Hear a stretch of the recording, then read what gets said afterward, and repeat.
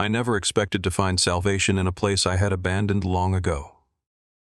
Yet, on that rainy Sunday morning, as the bells of St. Michael's tolled solemnly, I found myself pushing open the heavy wooden doors of the old church, drenched and breathless. It had been years since I'd stepped foot in a house of worship. Not since my ex-wife dragged me to Mass on Christmas mornings to keep up appearances.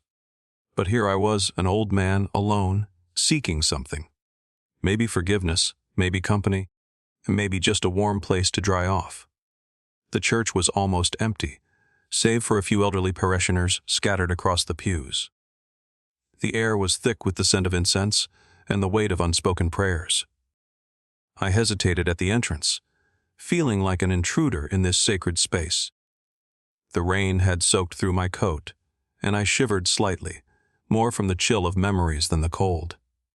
I noticed him before he noticed me.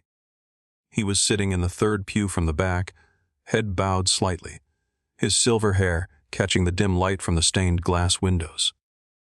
His profile was familiar, painfully so. My breath caught in my throat as the years peeled away, revealing the face I had not seen in decades. Michael. The last time I had seen him was at my wedding, over 40 years ago. He had been my best man, my closest friend, and for a brief, reckless summer in our youth, my greatest love. We had been foolish boys, tangled in each other's arms, whispering promises that the world had forced us to break. He had married first, and then I followed suit. Each of us choosing safety over passion, hiding behind wives and children and mortgages. Yet here we were, two old men, sitting in a near-empty church, relics of a past that had refused to die. I slid into the pew beside him. He turned his head slightly, and when his eyes met mine, I saw it. Recognition, shock, and something deeper, something raw and unspoken. "James," he murmured. His voice was lower than I remembered, huskier, as though the years had worn it down like the sea smoothing over jagged rocks. "Michael," I answered, my own voice barely above a whisper. "It's been a long time." We sat there for a moment, silence thick between us. The only sound the distant murmurs of prayer and the steady patter of rain against the windows. The weight of our shared history hung heavy in the air, a tangible presence that neither of us could ignore. He exhaled sharply, running a hand through his hair. "Are you divorced?" I said before he could finish. "For years now?" He huffed a dry laugh. "Same." The irony wasn't lost on either of us. All those years of pretending, of suppressing, of living lives that were expected of us, only to end up here alone, waiting for something we had long denied ourselves. The church, once a symbol of our separation, now seemed to offer a strange kind of solace, a sanctuary for our weary souls. "Why are you here?" I asked, my voice barely audible. His fingers traced the edge of the pew, a nervous habit I remembered from our youth. Habit, I suppose. Some days, it feels like the only thing left. There was so much I wanted to say, so many questions that had haunted me over the years. But instead, I reached for his hand. It was an old hand now, lined and calloused, but it fit against mine as perfectly as it once had. His fingers tightened around mine, and I saw it then. The hunger, the longing, the years of regret simmering beneath the surface. "We shouldn't," he murmured, but his grip didn't loosen. "We never should have stopped," I countered, my voice steady despite the turmoil inside me. The next thing I knew, we were outside, rain soaking into our clothes, but neither of us cared. He led me down the street, past the church, past the park where we once spent afternoons, stretched out beneath the sun, laughing like we had all the time in the world. The memories flooded back, each one more vivid than the last, a bittersweet reminder of what we had lost. His apartment was small, modest, filled with books and an old record player. The walls were adorned with photographs, snapshots of a life lived in the shadows. I recognized some of the faces, old friends, distant relatives, ghosts from a past that seemed both familiar and foreign. He shut the door behind us, and for a long moment, we just stood there, staring at each other, two men bound by years of longing and lost time. The air was thick with tension, a mix of anticipation and fear, as if we both knew that this moment could change everything. Then he kissed me. It wasn't gentle. It wasn't soft. It was desperate, urgent. A collision of teeth and tongues and hands that grasped at years wasted. We stumbled toward the couch, stripping away the years, the hesitation, the guilt, until there was nothing left between us but skin and heat and raw, unfiltered need. God, he gasped against my mouth, his fingers tracing the lines of my back. I thought about this. About you. I pressed my forehead to his, breathing him in. Me too. We took our time, relearning each other's bodies, mapping out the changes that age had brought, rediscovering the places that still made us tremble. It was different, slower, but no less intense. The passion was not the reckless fire of youth, but a steady burn, deep and all-consuming. And in that moment, in the dim light of his apartment, I felt something I had not felt in years. Alive. The morning after, we lay tangled together, his fingers drawing lazy patterns on my arm. I turned to him, brushing a kiss against his shoulder. The room was filled with the soft glow of morning light, casting a warm hue over everything. It felt surreal, like a dream I never wanted to wake up from. What now? I asked, my voice barely above a whisper. He smiled, and it was the same smile I had fallen in love with all those years ago. We start over, and maybe, just maybe, this time we would get it right. But life, as we both knew too well, had a way of throwing curveballs. As we lay there, basking in the afterglow of our reunion, neither of us could have predicted the storm that was about to hit. A few days later, I received a phone call that would change everything. It was from a lawyer, informing me that my ex-wife had passed away and left me a significant inheritance. The news was shocking, not just because of the sudden wealth, but because it brought back a flood of memories, good and bad. I shared the news with Michael over dinner at his place. He listened intently, his expression unreadable. When I finished, he reached across the table and took my hand. "What are you going to do?" he asked, his voice steady. I sighed, running a hand through my hair. "I don't know. It's a lot to take in." He nodded, his grip tightening slightly. "Whatever you decide, I'm here for you." His words were comforting, but I couldn't shake the feeling of unease that had settled in my stomach.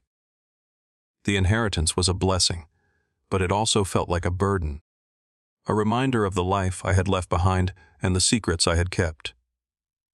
Days turned into weeks, and as I navigated the legalities of the inheritance, Michael and I grew closer. We spent our days exploring the city, revisiting old haunts, and creating new memories. It felt like we were making up for lost time, cramming a lifetime of experiences into every moment. But as the days passed, I began to notice changes in Michael.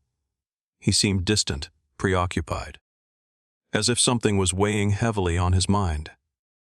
I tried to brush it off, attributing it to the stress of our newfound relationship and the complexities of my inheritance. One evening, as we sat on his balcony watching the sunset, I couldn't ignore the tension any longer. I turned to him, taking his hand in mine. "Michael, what's going on?" I asked, my voice gentle but firm. He looked at me, his eyes filled with a mix of sadness and guilt. "James, there's something I need to tell you." My heart sank. I had a feeling that whatever he was about to say would change everything. He took a deep breath, his grip tightening around my hand. "I've been keeping something from you. Something big." I braced myself, my mind racing with possibilities. "What is it?" He hesitated, as if searching for the right words. "Remember when I told you I was divorced?" I nodded, a sense of dread washing over me. "I lied," he said, his voice barely above a whisper. "I'm not divorced. I'm still married." The words hit me like a punch to the gut. I pulled my hand away, my mind struggling to process what he had just said. "What do you mean you're still married?" I asked, my voice shaking with anger and disbelief. He looked away, unable to meet my gaze. I never went through with the divorce. I couldn't bring myself to do it. I stood up, pacing the balcony, my mind a whirlwind of thoughts and emotions. Why didn't you tell me? Why did you lie? He stood up, reaching for me, but I stepped back, putting distance between us. I'm sorry, James. I never meant to hurt you. I just didn't know how to tell you. I shook my head, tears stinging my eyes. You should have told me the truth. You should have given me the choice. He looked at me, his eyes filled with regret. I know. I'm sorry. I turned away, unable to look at him. The man I thought I knew, the man I had fallen in love with all over again, was a stranger. The betrayal cut deep, leaving me feeling hollow and alone. I need some time, I said, my voice barely above a whisper. I need to think. He nodded, his shoulders slumped in defeat. I understand. I left his apartment, the weight of his confession heavy on my heart. As I walked the familiar streets, I couldn't help but feel like a fool. I had been so blinded by love, so desperate for a second chance, that I had ignored the signs, the subtle hints that something wasn't right. Days turned into weeks, and I found myself retreating into solitude. I spent my days wandering the city, lost in thought, trying to make sense of the chaos that had become my life. The inheritance, the reunion with Michael, the betrayal. It was all too much. One day, as I sat in a quiet cafe, nursing a cup of coffee, I received a text message from Michael. It was short and to the point. I need to see you. It's important. I hesitated, my fingers hovering over the keyboard. Part of me wanted to ignore the message, to cut ties and move on. But another part of me, the part that still loved him, couldn't resist. I typed out a response, agreeing to meet him at the park, where we had spent so many afternoons in our youth. As I hit send, I couldn't shake the feeling that this meeting would be our last. The park was quiet, the leaves turning shades of gold and red as autumn set in. I found Michael sitting on a bench, his head bowed, his hands clasped in his lap. He looked up as I approached, his eyes filled with a mix of hope and fear. I sat down beside him, leaving a space between us. The silence was thick, the air heavy with unspoken words. What did you want to talk about? I asked, my voice steady despite the turmoil inside me. He took a deep breath, his gaze fixed on the ground. I wanted to apologize. For everything. For lying to you, for hurting you. I never meant for any of this to happen. I nodded, my eyes stinging with unshed tears. I know, but it did happen, and I can't just forget about it. He looked at me, his eyes filled with regret. I understand, and I don't expect you to forgive me.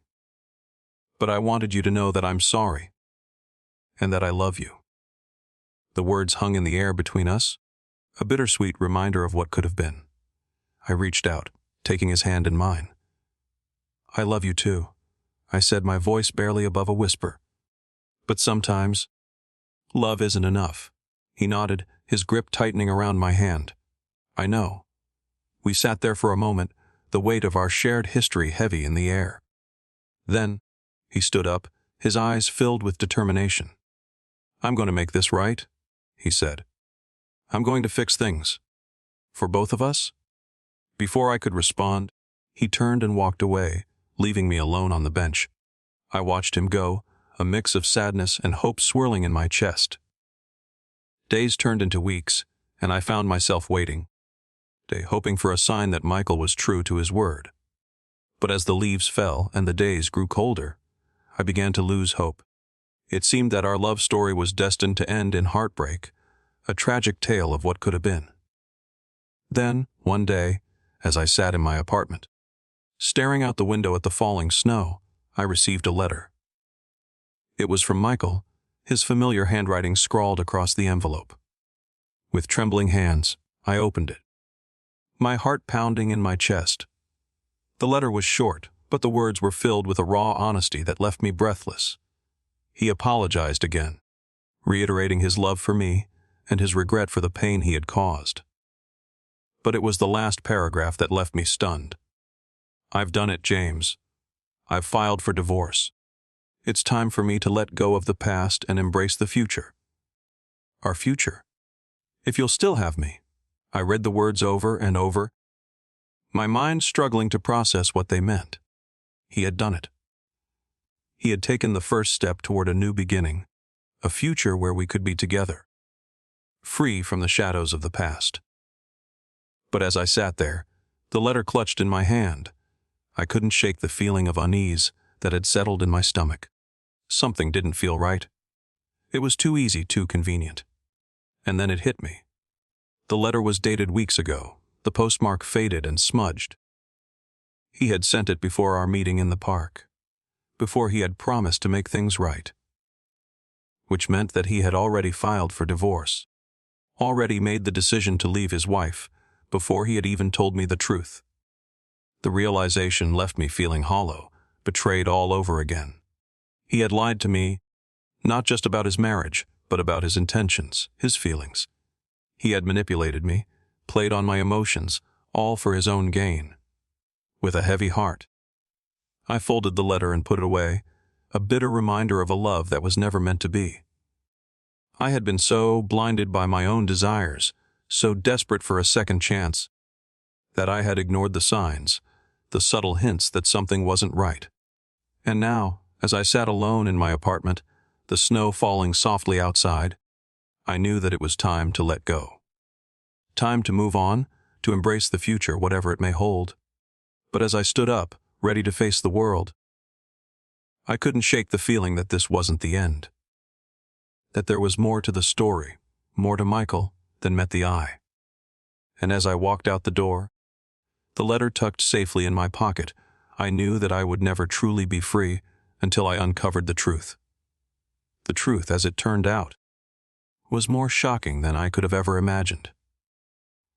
I can't wait to tell you about that, but you have to wait for the part 2. Stay tuned.